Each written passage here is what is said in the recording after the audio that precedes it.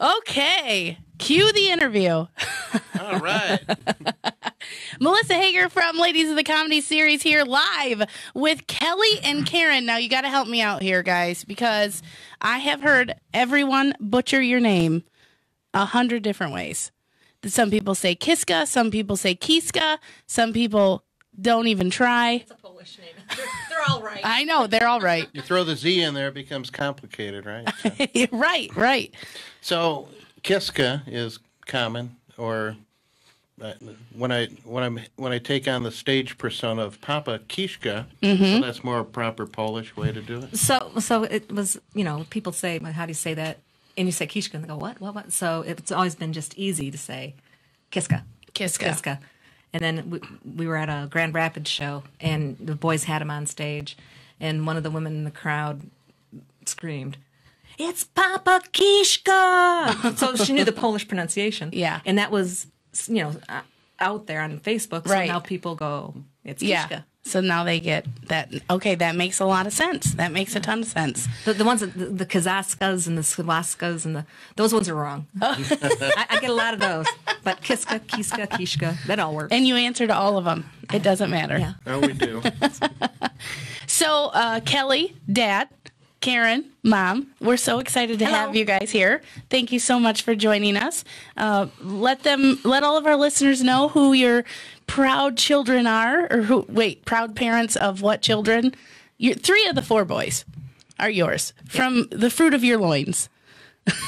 That's right. Yeah, so we've got and our daughters. So we've got Josh and Jake Kiszka, lead singer and guitar player of Greta Van Fleet, and then my daughter Veronica, and then the baby, my Sammy, Yes, who's the bass player. Right. And Is there people that still don't know the boys are twins? Josh and Jake? I think so. It wasn't too long ago that I saw a post that said, "So are Sam and Jake the twins?" Because they look more alike. I think it's the long way hair. Yeah, because they have the longer hair. Yeah. Because Josh and Jake, you put their hair back, and they look very similar. But their dress and their hair makes them look very different. Right. Which is what they kind of always strived for as Right. little ones. They always didn't want to look like, because it was, at one point in kindergarten, the kids called them Josh and the other Josh. Right, Josh, or the other Josh? I'll probably never let anyone sit in them chairs again. Yeah. Never. I want these. Can you spray paint them gold? Sure. Whatever you want. All Papa. right. Whatever you want. Give them a big black Sharpie so we can sign it. Oh, If you want to lick it, you're welcome to do that. I won't. I don't know about that. Yeah, just don't fart. No, please do. Drowned mine out. That'd be great. So, but you come from a musical background, Yes. correct? You have a father that's in a Hall of Fame. Yeah, the Michigan Polka Hall of Fame. I didn't know there was such a thing. Yeah. So What's that like? we went to the event there when he got inducted, and this is many years ago now, because he's 92 now, approaching that. Aw. Yep, going on 92. Still healthy, doing great, and but probably about 25 years ago, he got inducted in the Polka Hall of Fame. But he was a young boy during World War II, Okay. and a lot of the older guys were trying to, do different shows with polkas, and they needed an accordion player. And he 'cause there weren't already very played many. accordion, right? He grew up learning to play. Yeah, he was still learning how to play, but he had it down for the most part. So He didn't read music yet, because that's a story in itself. No, he did read music. He was learning the way that you traditionally do. He couldn't sight. So there's a difference Sight read, between that's what it was. You can read music, but somebody says, "All right, we're going out. We're going to play this song," and they throw it in front of you. Well, that's a different language too, or a different all in way. itself. Yeah. So the fluency of that. Right. So anyway, the story as I know it, some of these older guys had a band, and they went to his mother and said, "Hey, is it all right if we take your son on play some of these polka gigs?" And she agreed to it, and then they gave him a trunk of music. Wow. And then I think that was like earlier in the week. He was and 12. And he said, so He goes, yeah, here's a trunk of music. We'll pick you up on Saturday. So there was too much, he couldn't have learned it all. But clearly things worked out because, 35, 40 years later of performing with a variety of bands. He's in the Hall of Fame. Now he's in the Hall of Fame. How cool. So, I mean, being a legendary musician is in the bloodline. That's a thing. I mean, you both raised the kids around music. Well, see, and my parents, my mom always sang. And my dad was in all the plays and sang, and he was played trumpet in the band and stuff. And they went on to have lives and didn't pursue music. But they were always singing and always playing. So us kids, they had 4 kids. We all grew up loving music, and we all played music. My brother Mark is the only one that actually went professional, and he played with the Flint Symphony Orchestra, and he's in several choirs. Yes. And, but yeah, so we both just kind of, there was always music in the house. Yeah. And, Karen's brother Dave, I think he had a lot of influence on me to actually do a variety of things with music. So Dave's like, he's got these 2 sweet little girls, and I've got these crazy boys. And Jake's playing guitar. Even when he took away the electric, he started off on acoustic. Got an electric. It was like Kelly's like, no, that's not music anymore. Here, you play this for the next 2 weeks. And then Jake didn't ask for the electric back for 2 months. Oh, wow. But in the meantime, Dave would come over and we'd play, and Jake would and Dave would go, no, look, now, if you're going to play with us, you got to play right. If you do this. And so Dave was always giving him tips and helping him out and teaching him stuff that Kelly didn't know or couldn't do at that time. So, yeah, Dave was very integral in his early learning. And so this is like 3-4 years old. Right. Oh, wow. Yeah. Really? Yeah. Oh, my goodness. I was still pooping in my pants. Yeah. And another guy, I think, so we always, yearly we'd have a music retreat. Brandon. Kind of like in the western part of Michigan. And we had, a lot of people have groups of people they hang out with throughout life. So that was our fun and crazy group, and we always did this, and it was in the winter. We'd go sledding in this place. We had cabins. Well, this is the group of people I talked about last time where Jake said, it's like I had 5 moms. Right. It was just that village to raise them. Yeah, yeah. And so then you guys would hang out and play music. Yeah, and it'd go, through the night, and the sun's coming up, and you go, damn it, did it again. We were going to go to bed tonight. So Brandon Ward, he is out of Grand Rapids. Okay. And he's still playing music all over the place. He does gigs in Saugatuck, all over the state. He has a band called Pretzel Logic now. Yeah. Pretzel Logic? Oh, cool. And then he does he does a lot of solo stuff. So if you're out near Grand Rapids, he's playing at the casino. Nice. He's, in the summer, he's in Saugatuck. He's in a lot of spots in Grand Rapids regularly. But Brandon is a true musician. Like he's keys, all about keys.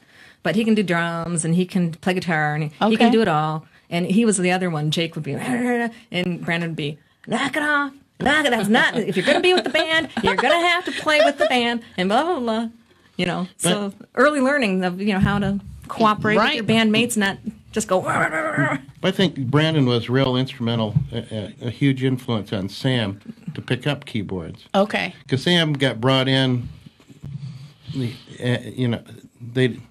Jake had a drummer, and those 2 guys, they were in a jazz band together in high school, and then I think they had a little bit more interest in playing something. Well, Joshua started singing, and Sam would be just inside, and I'd be like, they need a bass player. I've known lots of bass players. I dated a guy in a band for 4 years, and they went through, and they're all tall and long and lanky. Yeah. You are a bass player. Go learn bass. Go learn bass. And he's like, yeah, Ma, whatever. But then he did. Yeah. And Jake started out teaching him to play bass more like a guitar. So I think that paid off later. I asked Sam about that, and he goes, I'll never admit it, but yeah, I think maybe it led to me, because he does a lot of things that are more aggressive on bass. Yeah. Not just the traditional. Than perhaps certain. Right. Yeah, because bass players are usually just the traditional kind of part of the bass line. Yeah. So Sam was doing the bass, and I think because of those years and years of seeing Brandon, and Brandon, Brandon Ward would control the musical scene while we're there, because when you have he knows every song in the universe. When you have a keyboard player, I mean, the keys are the foundation of teaching music, right? And the keyboard player has a lot more power, and I think they have knowledge in regard to how things need to be aligned, right? And I think Sam saw that and appreciated that, and so I think that was something that highly motivated him to pursue. That's awesome. Keys, and he taught himself. Wow. So in school, the boys did music class. Were they already beyond what was being taught? I mean, how did they? Was the teacher able to keep their attention? I think it's a yes and no thing. Okay. Because when it's structured music is one thing. Sam learned to read music. The other ones never did. Jake is so dyslexic. He had problems just reading, let alone reading music.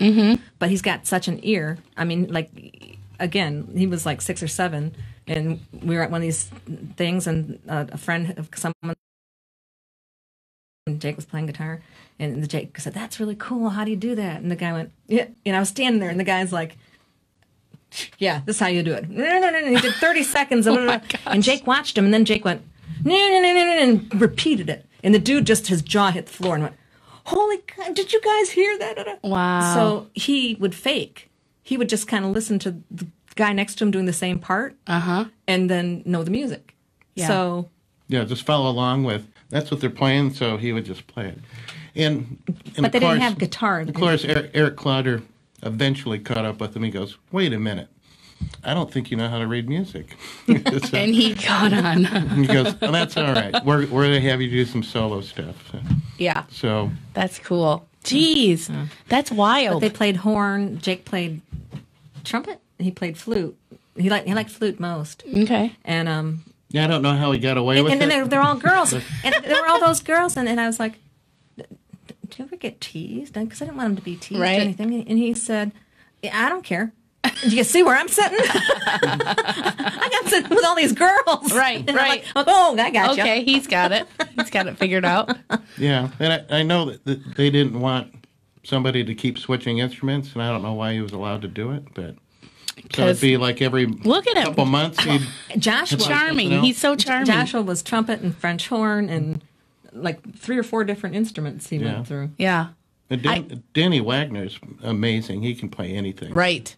Yeah, I actually didn't know till recently how many different instruments that kid could play. Drums was not his primary whatsoever. You give him an instrument he's never played before, and instead of 3 minutes, you'll think he's played it all his life. He's just got this natural affinity of understanding. So do you believe in that? Like, is there a music gene that you can have? I think so. That you have an ear for something different? I think there's something in the brain that is tweaked differently that allows that. I think you can learn and teach and grow that if you're passionate and you want to continue and make it work. But I think some people just comes easy because like people that go, "Oh, well, you know math, you're so good at it, so it's just natural." Because I had to play the recorder in 4th grade, and mine always squeaked. I could never get it. So there was no moving on. Then you go to the flute, and there was no moving on for me because I couldn't get the damn recorder to work. So that is just amazing to me. But say that wasn't your passion. It was probably really funny. Yeah. Squeak. So you went into comedy. I am very immature. They all know. But another thing, I mean, if let's say there is something that you will just call a music gene, I think it also has to be encouraged because there's some people and supported for sure, could have been spectacular contributors, but they didn't have the support from the young years. I think that's not just music. I think that's all the creative things. It's true. We took a turn somewhere in the 80s, I think, where all of a sudden the creative arts, music, all of that became a nice to have, or that's not the important thing. You need math and you got to get these things done, right? For some reason, doctor, lawyer is like that profession. Then everyone's like, but you could have been a doctor. And there's so many kids that are so genius in their creativity that, just were squashed. Right. Because it's like, that's not important. This is important. This is what you have to do. Well, And we've all been to. They weren't valued. Right. Well, like you different. being funny in high school. Right. And, it's like that. Yeah, people didn't like Teachers that. probably didn't value that much. No, not at all. I mean, I know I did some of the best April Fools that has ever went through the hallways of those schools. That's right. And I'm sure them teachers still talk about them. Yeah. But it sure did get me in a lot of trouble. But So we've talked it's about really important to support the community, the family. It's really important to support that. And grades are very important. And if your kid's college bound, that's very important. Some aren't. Just that's not their gig. But I think. But how do you decipher what the line is between something you want to see them do and something that they actually want to do? Because even think about, like, with your musical background, how did you know it wasn't just you saying, we just really want them to be musicians, look at how good they are? How do you decide that? They have to be personally inspired. They have to have the passion, and they have to have the drive. Like for Jake, he wanted to come home and play guitar. And it's like, you got to do homework. So we came up with the deal. You come home, you play guitar for an hour, and then we'll do homework. And then you can play guitar. But you got to do the homework, so we got to put it in there, So think about all these cases, like, and it was me too, like, growing up, I want to play piano. So, of course, your parents get you piano, and then you go to piano lessons. And then, instead of practicing piano, you're playing, and if you're not motivated to do it on your own, a parent can't make you become a successful musician or anything for that matter. Right. So you have to have this passion about it. So in the case of our kids, they were passionate about it. It was more almost to the opposite. And it's like, okay, you need to do other things instead of just this practicing guitar. Yes, mow the lawn. Yeah. Take out the garbage. Just do it. or do your homework. Because, we also wanted them to do well academically. Right. Because, is it really realistic to think that they would end up where they are now? Yeah. Who would see that coming? I believe that nowadays you don't have to be college bound. You can do other, go other ways. You don't have to be the doctor or the lawyer. You can be the plumber, the... Skilled trades, all that. Because there are so many kids that can't do the math on paper, but they're doing it in their head because you look at them build that thing. Yep. And so they understand what's going on and how to measure it and how to see it. They just can't do it this way. So you've got the kids that are going that way. But even if they aren't, you got to have the high school. You can't even get a job like at a gas station. Yeah. You have to have the high school diploma. Yeah. So that was like, Sam had no issue. Sam and Ronnie, they could just do it blindfolded. Yeah. Josh was stubborn Yeah. and just didn't want to do it. And finally, he got pissed off because he was the lead in the play and was told he wasn't eligible because of his grades. Oh. And luckily, instead of shutting down, he said, screw you, and watch me get the grades. So he did. Jake did the opposite. Jake went, screw you. Music is what I'm doing. Yeah. I've been playing guitar since I remember, and that's what I'm going to do, and I don't need school. Because they were already putting on concerts in high school. Yeah. They were already playing here in town. But he was frustrated. He was just so dyslexic, and it was hard, and it was, music was so easy. It was natural. Yeah. So, I said, you got to get it through high school. So, Right. So that you just got to. And then you can go to a music school. You can do after that. You can make your choice. And it was a lot of late nights going through and going through the mechanics of mathematics and science and literature. I mean, with the dyslexia. Yeah. For both Josh and Jake. Yeah. It created an extra challenge. Right. And they made it through and thanks to the Frankenmuth schools and some of those teachers that Jerry Shepard. Yeah. Jake, I don't think Jake would have graduated if it hadn't been for that man. He really believed in Jake and did just handstands and flips. Aw, that's awesome. I see you fighting tears. Yes. Aw.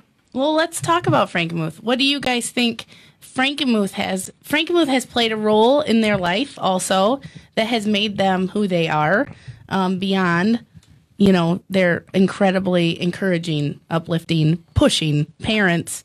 So what do you guys think Frankenmuth has contributed to their career?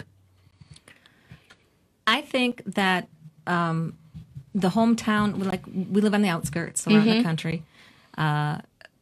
We didn't get cable. They didn't run cable out there. So we had, just TV because I refused to pay for satellite.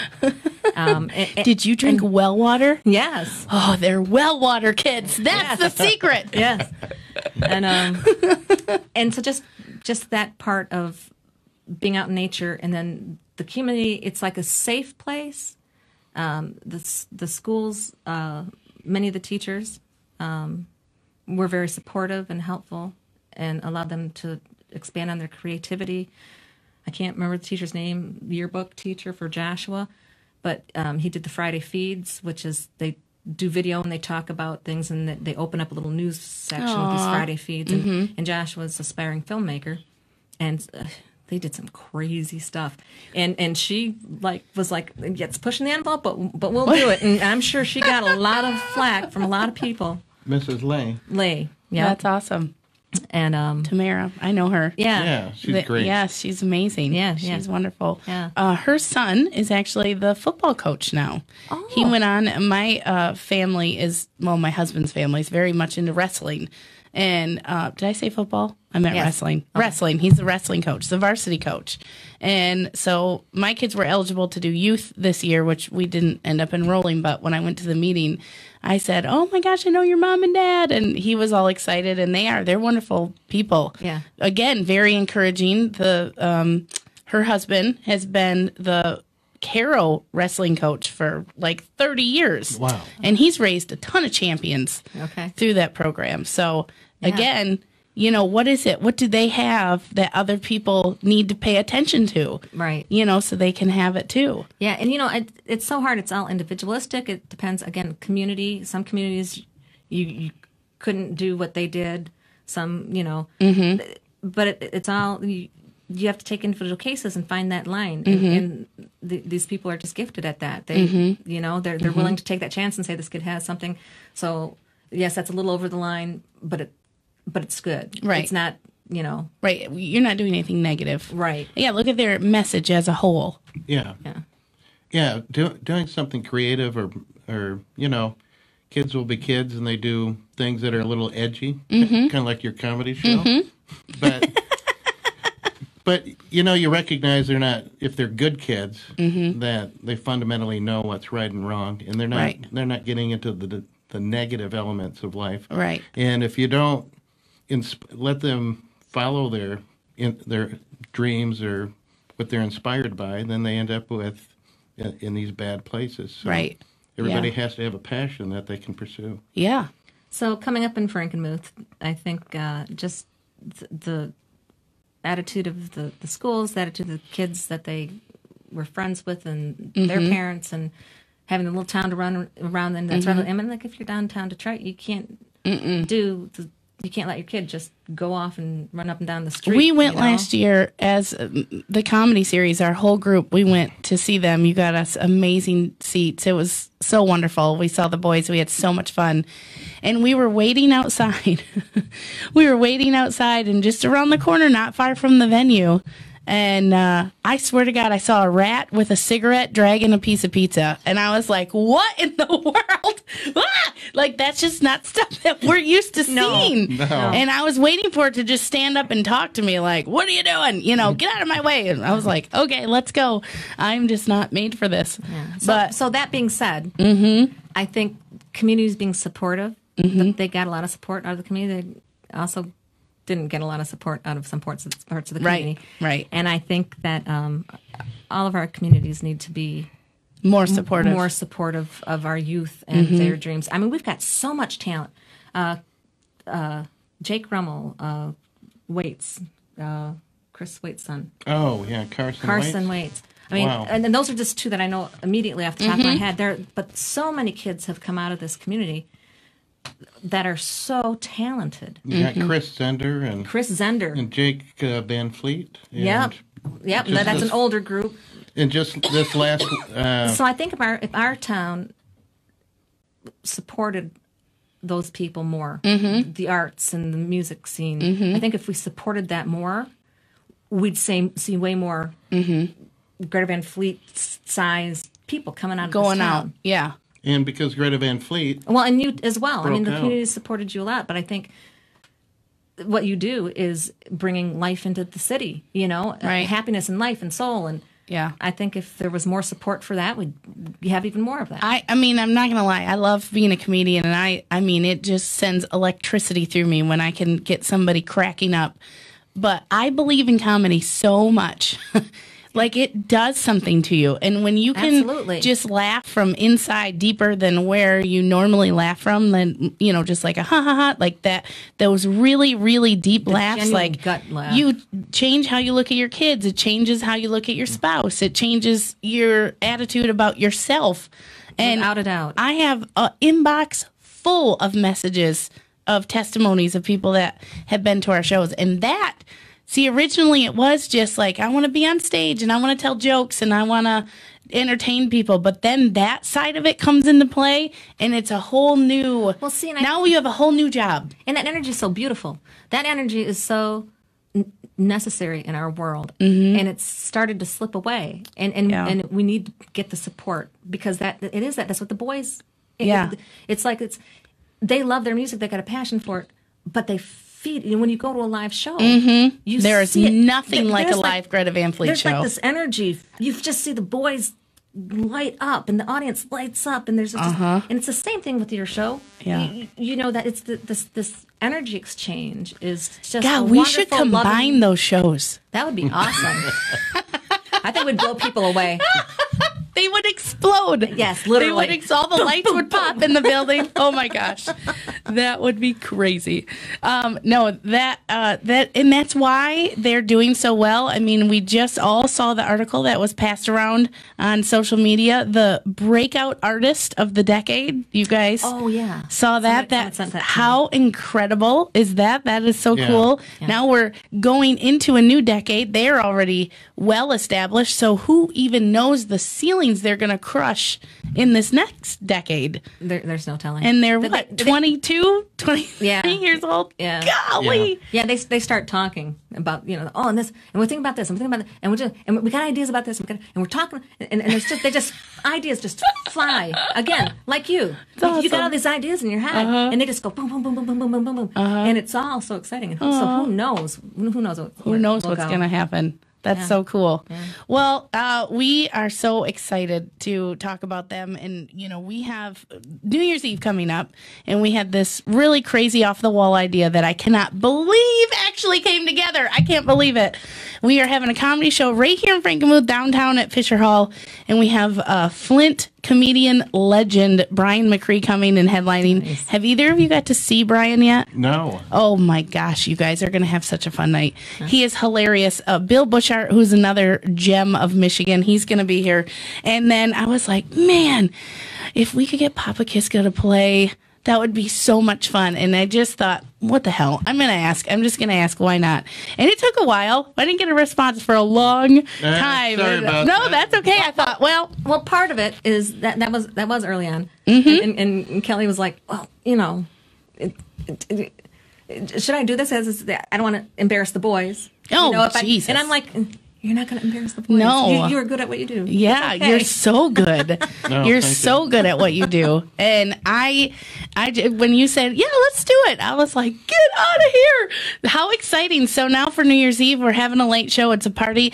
It did already sell out. We did upload 6 tickets. There's only 6 tickets for sale. If you go to thecomedyseries.net, go to upcoming shows, you can click on the late show, and that's where you guys are going to be playing after the comedy. Once them 6 tickets are gone, that's it. It's over. But we're really excited to have you, and this is going to be our attempt. I don't know. You guys said earlier you haven't seen The Marvelous Mrs. Maisel, and I know it's like this craze right now in the comedy world because it's this, set back in the 50s when women weren't doing comedy and you couldn't talk about certain things, and in that show, she gets this huge opportunity to open for Shai Baldwin, a big music star, and that ends up giving her her big break, And so, of course, since that's come out, I get quadrillions of people. They're like, "Oh, you should open for Greta Van Fleet. It'd be perfect." And I'm like, "Oh, yeah, I'll just call him up. And I'll just invite myself. I'm sure that'll go well. Sure." So, but people live off of fantasy and idea, so it's fun to even dream. I've had dreams about it, like I drop through the stage and then they come out and it's just, but now New Year's Eve, this is literally like our own version, I think, of Marvelous Mrs. Maisel. I think this is so fun combining great professional music with great professional comedy. I think it's going to be such a great time. Oh. It's going to be cool. Yeah, me and the guys in the Whiskey Biscuit are real excited about it. Have you guys ever worked alongside comedy before? I mean, it's kind of an unheard of thing. Well, he's in the band. Well, when we did when you emceed the Midland Performing Arts show. Yes. That was like the first time. I mean, if you call that comedy, I think you do. Yeah. You were there. So I was there. I did like 10 minutes. Yeah. So that was with the Vortex Jazz and Blues. Kind of mixed it up another group of great guys. So yeah.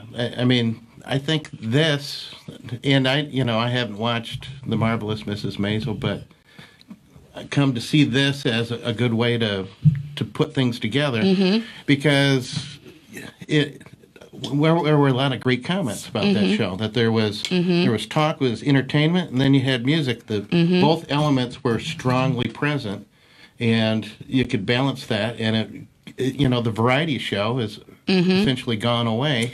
You know what? And that was very powerful. That was part of an internet radio show.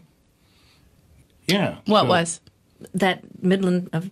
Yes, it was Bourbon Bay Productions. Yes, that show with those guys. That show with those guys. So there's an idea. There is an idea. We could set up. Put that all together. Stage, and you could do. That would be fun. That would be fun. We should put that together and tour it all over the place. Put it out on your. For sure. So I want to circle back around. I did take a long time getting back with you, and I just wasn't sure. Do we have plans? Yeah. Because every New Year's Eve we always go, "Oh, what are we going to do?" Well, and then that means you're working. Well, but with you and the what's going on, it'll be fun, so it's not going to feel like work. Right. And then we discussed it, and it's like, well, we always come up with great grand plans, or try to come up with grand plans, and then it turns out to be that we don't end up doing anything all that exciting. Before kids, New Year's Eve was It's the went thing to this party, went to that party, Right. went to the bar. It was always fun. And then we had kids, and then you just can't. No, you can't just. And all of a sudden, they were old enough, and they'd go to grandma's for New Year's Eve, and we go like, "Oh, all right, we get to go out." But it was always like last minute, so we hadn't planned, and we go, "Oh, what are we gonna?" Oh, and we'd get in the car and we'd drive, and he's, "Oh, there's nothing going on there." And that's, all right, well, let's just go home. We would just go home, and so we're always like, because we were out of the scene now, we're like, where do we go? What do we do? So this is going to be so much fun because it's like it's definite. Something's happening. Fun going on. We couldn't have planned a better thing. Yeah. And why wouldn't a comedy show on New Year's Eve? Right. What could be better than to bring in the year feeling good? Right. Well, and we're going into 2020, and since my crew vetoed me dressing up like Barbara Walters for the Midnight Toast, just so I can be like, and this is 2020. I was so excited. But anyways, they vetoed that. But we decided to go with a 20s theme. So we got some flapper dresses, and it's, it'll be interesting. Anyways, but I think just the idea of everyone being together, Fisher Hall is intimate, and, we can't fit a lot of people. Like I said, we only have 6 tickets left if you want to join us. That we get to actually enjoy each other's talent. I think that is a really fun part. So usually, we have a DJ that starts up after the comedy show is over because this will be our third New Year's Eve there. And a DJ is fun and everyone gets to dance and it's loud and all that, but to sit and enjoy talent, like someone's talent throughout the night, there's just a different frame of mind when you're at a show like that. Yeah. You're watching someone perform. Like, this is what they do to entertain an audience, and we're going to have two different sets of performers. It's exciting. And like I said, it's personal. It's like exactly. I would never think we were going to all hang out for New Year's or anywhere, just to hang out for the night party. Yeah, and it's going to be great. It's going to be super fun. And there's alcohol involved. That's the best. Wow. That's always a good thing. Wait, nobody said that. Oh, he's out. Such a small venue for the intimacy of New Year's Eve.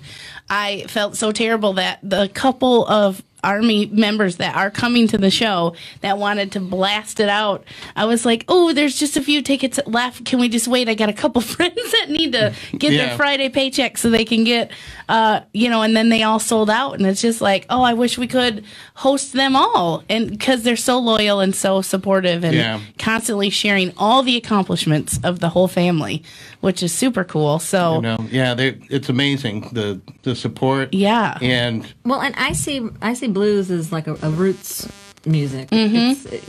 It's kind of everything comes out of the blues, and it's just so it's so soulful and it moves you. And I don't understand why it wouldn't work be out a great. Phenomenal success. I know. Yeah. So that's what I was going to ask you. So as someone who has, you are literally my only experience with blues, and I've seen Larry a couple times. So what makes blues blues?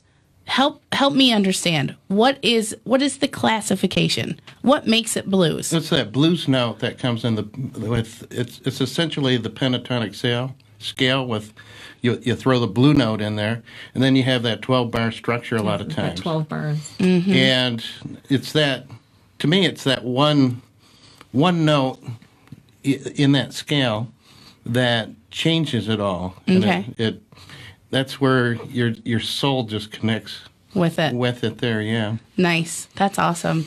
Yeah, and you're right. It's a lost art that doesn't seem to be.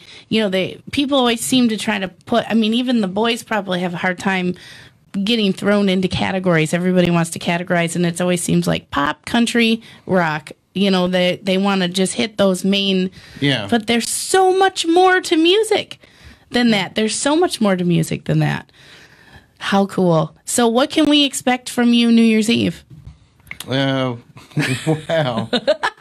Nothing but a lot of fun, and hopefully we bring some positive energy. Oh, for sure. I hope to. And I'll try not to drink too much up front, so that you can understand some of the words. That's what makes it fun, right? Oh, yeah. Maybe we'll dub in some. Yeah. Oh, I'll say, no, I meant to do it that way. I want it to be funny. Well, your band, Whiskey Biscuit, they like the drinks too. So considering you guys aren't going on till 10 p.m. Oh, it's going to be trouble. Sure. Or challenging. Yeah. That sure should be interesting, that's for sure. Yeah, we're going to have a lot of fun that night, and I'm sure we'll have lots of pictures to post and lots of excitement going on. We'll have some booze there, and the nice thing about that venue is you can bring your own, so that's kind of fun. Yeah. Backstage, I'm sure, is going to be hysterical.